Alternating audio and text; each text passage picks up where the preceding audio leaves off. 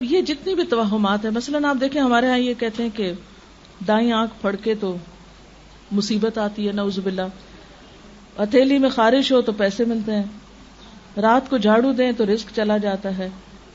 منڈیر پہ کوا بولے تو مہمان آ جاتا ہے، جوتے پہ جوتا ہے سفر ہوتا ہے، اور 1001 مثالیں آپ ڈھونڈ سکتے ہیں کہ جو توہمات ہمارے ہاں پائے جاتے ہیں، اور اس سے خود بخود نتیجے نکال لیتے. اگر کوئی پوچھے یہ جو تم کہہ رہے ہو کہ ہاتھ پہ ہتھیلی پہ خارش سے ایسا ہوتا ہے پیسہ ملتا ہے، تو کیا غریبوں کے ہاتھ پہ کبھی خارش نہیں ہوئی ہوگی؟ یہ غریبوں کو کبھی خارش کی بیماری نہیں لگی ہوگی؟ یہ سب ہمارے اپنے فتوے ہیں اور یہ جھوٹی باتیں ہیں، ان کی کوئی حقیقت نہیں ہے. یاد رکھیں مومن کا عقیدہ کیا ہے کہ نفع اور نقصان صرف اللہ کے ہاتھ میں ہے. سورۃ التوبہ آیت نمبر 51 میں اللہ تعالیٰ فرماتے ہیں قُل لَن يُصِيبَنَا إِلَّا مَا كَتَبَ اللَّهُ لَنَا هُوَ مَوْلَانَا وَعَلَى اللَّهِ فَلْيَتَوَكَّلِ الْمُؤْمِنُونَ. آپ کہہ دیجئے ہمیں ہرگز کوئی برائی یا بھلائی نہیں پہنچتی مگر وہ جو اللہ نے ہمارے لیے لکھ دی. اللہ ہی ہمارا مولا ہے اور اہل ایمان کو اسی پہ بھروسہ کرنا چاہیے. پھر اسی طرح نبی صلی اللہ علیہ وسلم ایک مرتبہ حضرت معاذ کا ہاتھ پکڑ کے فرماتے ہیں یا معاذ واللہ انی احبک، اے معاذ اللہ کی قسم میں تم سے محبت کرتا ہوں. دیکھو میں تمہیں چند کلمات سکھاؤں گا، ہر نماز کے بعد ان کو پڑھنا نہ بھولنا، اور وہ رب اعنی علی ذکرک و شکرک و حسن عبادتک. اللہ میری مدد فرما اپنے ذکر پر، اپنے شکر پر اور خوبصورت عبادت پر. اسی طرح آپ صلی اللہ علیہ وسلم نے ایک اور دعا سکھائی، ہر نماز کے بعد یہ پڑھی جاتی، اللہم لا مانع لما اعطیت ولا معطی لما منعت ولا ينفع ذا الجد منک الجد. اے اللہ نہیں کوئی روک سکتا جو آپ عطا کر دیں، یعنی تو جو دے تو کوئی بھی اس میں رکاوٹ نہیں ڈال سکتا، اور کوئی دے نہیں سکتا جو آپ روک دیں. اگر اللہ کا اذن نہ ہو تو ساری دنیا کے لوگ مل کر بھی فائدہ نہیں دے سکتے. جیسا کہ ایک اور حدیث میں آتا ہے کہ آپ صلی اللہ علیہ وسلم نے فرمایا کہ تم یقین رکھو کہ اگر سارے لوگ مل جائیں اور تمہیں کچھ فائدہ دینا چاہے تو جب تک اللہ کا اذن ہو نہیں دے سکتے، اور سارے مل کے کوئی نقصان دینا چاہے تو نہیں دے سکتے جب تک اللہ کا اذن نہ ہو. اور نہیں فائدہ دے سکتی کسی دولت مند کو آپ کے عذاب کے مقابلے میں دولت، یعنی قیامت کے دن انسان کی دولت اس کو عذاب سے نہیں بچا سکے گی. اور آخری بات یہ کہ یہ جو ہم طوطا فال لیتے ہیں یا چوری کے لیے فال نکلواتے ہیں، اس میں بھی بہت احتیاط کی ضرورت ہے. بعض اوقات اگر کسی کی چوری ہو جائے تو لوگ کیا کرتے ہیں کہ امام مسجد یا کسی بھی علم والے سے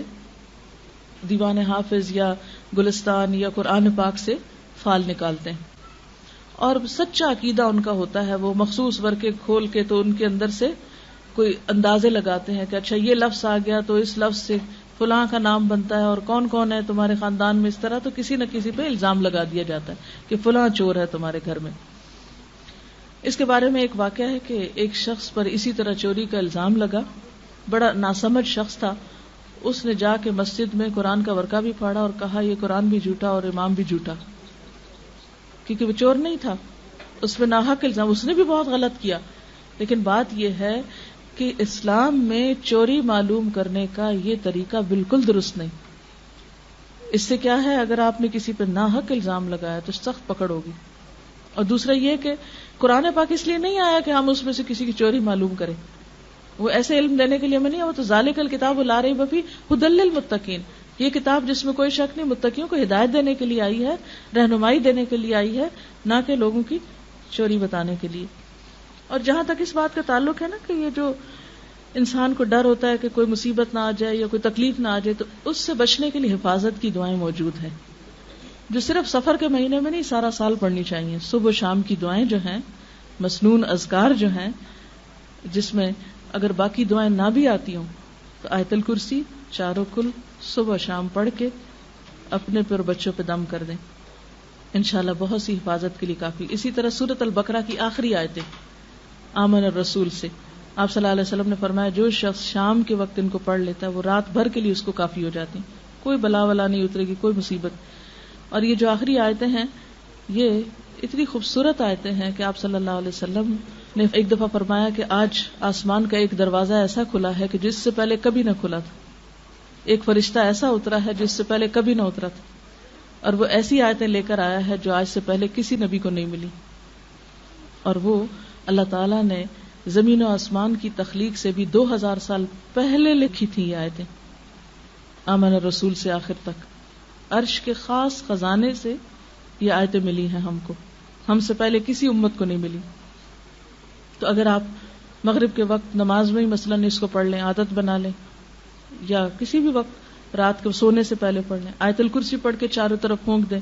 تو انشاءاللہ اللہ کی حفاظت پہ آپ رہیں گے، ورنہ کسی اور کے بس میں حفاظت نہیں ہے کسی کی۔ ولا یؤودہ حفظہما وہو العلی العظیم، کیوں؟ اس لیے کہ لا تأخذہ سنۃ ولا نوم، نہ اللہ تعالیٰ سوتے ہیں نہ اس کو اونگ آتی، کتنے بھی گارڈ رکھ لیں اونگ آ سکتی، ان کو نقصان پہنچایا جا سکتا، لیکن اللہ تعالیٰ کی ذات کوئی اس تک نہیں پہنچ سکتا،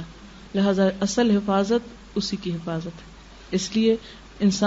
انسانوں سے بے نیاز ہو کر کوئی انسان آپ کو نقصان نہیں دے سکتا، یاد رکھیں، یقین ہونا چاہیے اور ایمان ہونا چاہیے، اس سے انسان کے اندر اتنا توکل اور اتنی بے خوفی اور اتنا اطمینان آتا ہے کہ کوئی مجھے نقصان نہیں دے سکتا جب تک اللہ نہ چاہے، اور میں اپنے آپ کو اللہ کی حفاظت میں دیتی ہوں۔ اور اسی طرح آپ کا مال، جان، عزت، ہر چیز اس کے ہاتھ میں۔ نبی صلی اللہ علیہ وسلم کا طریقہ کیا تھا؟ جب کوئی خوف ہوتا، جب کوئی پریشانی ہوتی، جب کوئی تکلیف ہوتی، فوراً اللہ کی طرف رجوع کرتے، ہمیشہ نماز کے ساتھ مدد مانگتے، جس طرح خود اللہ تعالیٰ نے قرآن پاک میں فرمایا وَاسْتَعِينُوا بِالصَّبْرِ وَالصَّلَاةِ، صبر اور نماز کے ساتھ مدد مانگو۔ تو جو طریقہ قرآن میں بتایا گیا، جو نبی صلی اللہ علیہ وسلم کی سنت ہے، اس کو چھوڑ کر مچھلیوں کو آٹے کی گولیاں کھلانے سے کوئی حفاظت نہیں ہوگی اور کوئی بلائیں نہیں ٹلیں گی، اور نہ چنے کی گھنگنیاں کھانے سے کوئی مصیبت ٹل سکتی ہے۔ یہ سب خرافات ہیں، خود ساختہ چیزیں ہیں، دین ایمان کو نقصان دینے والی ہیں، لہٰذا جو اصل ہے اس کی طرف لوٹیں، اور جو توہمات ہیں ان سے خود کو نکالیں، کیونکہ ان کا سب سے بڑا نقصان یہ ہے کہ انسان کام سے رک جاتا ہے، انسان کے ارادے متزلزل ہو جاتے ہیں، انسان کے اندر سے ڈٹرمنیشن ختم ہو جاتی ہے، یقین اور ول پاور کم ہو جاتی، تو اس لیے ان چیزوں سے بچنا بے حد ضروری۔ تو اللہ تعالیٰ سے دعا ہے کہ اللہ تعالیٰ ہمیں ہر طرح کے توہمات، بدشگونیوں اور ایسے گمان سے بچائے اور شرک سے بچائے کہ جو انسان کے اعمال کی بربادی کا ذریعہ ہوں۔ وآخر دعوانا ان الحمد للہ رب العالمین۔ سبحانک اللہم وبحمدک نشہد ان لا الہ الا انت